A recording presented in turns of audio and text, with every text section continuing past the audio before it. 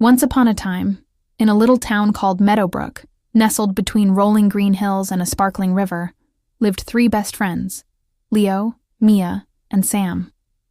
Their favorite place in the whole wide world was a rickety old treehouse perched high in a magnificent oak tree at the edge of Whisperwind Woods. But this wasn't just any treehouse. The kids in town called it the haunted treehouse.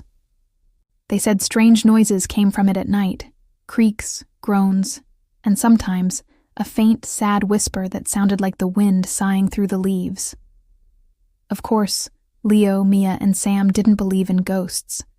They had built the treehouse themselves one sunny summer, and to them, it was a fortress of fun, a castle of courage, and a headquarters for their many adventures. One evening, as the sun began to dip below the hills, painting the sky in shades of orange and purple, the three friends were packing up their board games. "Did you hear that?" Mia whispered, her eyes wide.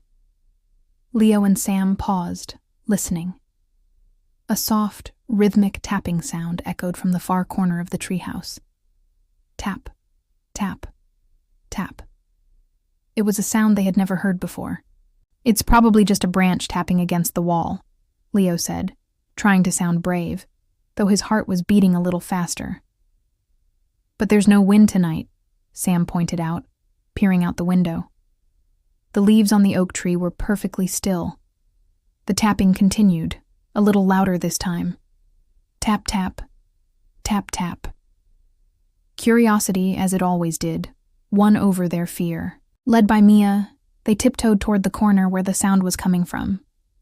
Under a pile of old comic books and a forgotten blanket, they found a loose floorboard they hadn't noticed before. Sam wiggled his fingers into the crack and carefully lifted the board. Beneath it was a small hidden compartment, and inside that compartment lay a small, dusty, leather-bound journal. The tapping had stopped.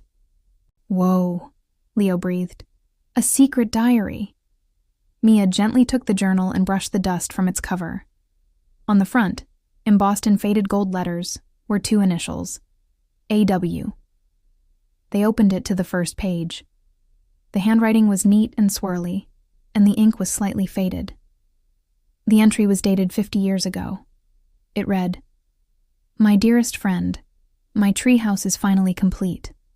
I call it the Stargazer's Perch. Tonight the stars look like scattered diamonds. I wish you could see them with me." They turned the pages, reading about a boy named Arthur Willow. He wrote about his adventures in the woods, his love for stargazing, and his best friend, a little squirrel he had named Squeaky. Arthur described how Squeaky would visit him every day, tapping on the floor with an acorn to be let in. Tap, tap. Tap, tap. "So that's what the tapping was," Mia exclaimed. "It wasn't a ghost, it was the memory of a squirrel." But as they read further, the tone of the journal began to change. Arthur's entries became sadder. He wrote about how his family was moving far away. The last entry was heartbreaking. "Tomorrow we leave," it read. "I have to say goodbye to my Stargazer's Perch.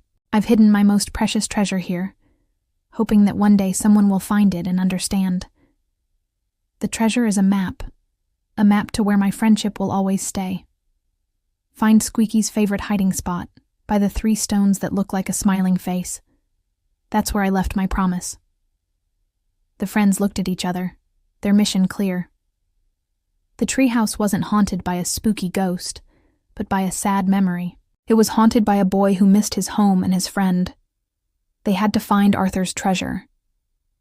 The next morning, armed with the journal and a sense of purpose, they searched the base of the oak tree. 3 stones that look like a smiling face, Sam mumbled, scanning the ground. It was Leo who spotted them, almost hidden by moss and ferns. 3 round gray stones, 2 side by side and 1 below them, forming a perfect, simple, smiley face. They carefully dug around the stones. Their fingers soon hit something hard and metallic. It was a small, rusty tin box. With bated breath, they opened it. Inside, nestled on a bed of dried leaves, was not gold or jewels, but a small hand-carved wooden squirrel. It was beautifully made, with tiny paws holding a tiny acorn.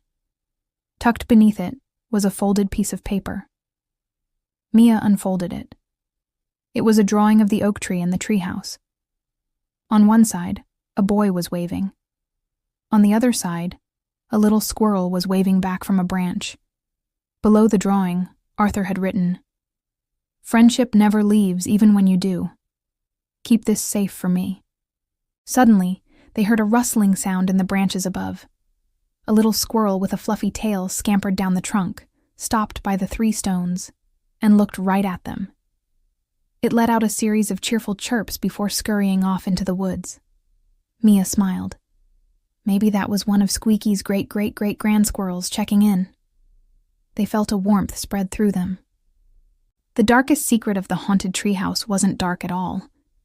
It was a story of love, friendship, and a promise that lasted through the years.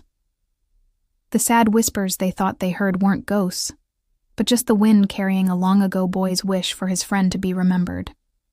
That evening, back in the treehouse, they placed the wooden squirrel and Arthur's drawing on a small shelf they built just for it. Leo wrote a new entry in their own adventure log. Tonight, we solved the mystery of the haunted treehouse. It's not haunted. It's a house full of friendship. We are now the official guardians of Arthur's promise. From that day on, the treehouse didn't feel haunted anymore. It felt complete. Sometimes on quiet evenings, they would still hear a soft tapping. Tap, tap, tap, tap. But now, they would just smile at each other, knowing it was just the spirit of friendship saying hello. They had cracked the treehouse's secret, and in doing so, they had filled it with a new generation of laughter, adventure, and a friendship that, like Arthur's, was built to last forever. And as the stars came out twinkling above the stargazer's perch, everything felt exactly as it should be. Thanks for listening to our story tonight. We hope you enjoyed it. Make sure to subscribe for more bedtime adventures. Sweet dreams.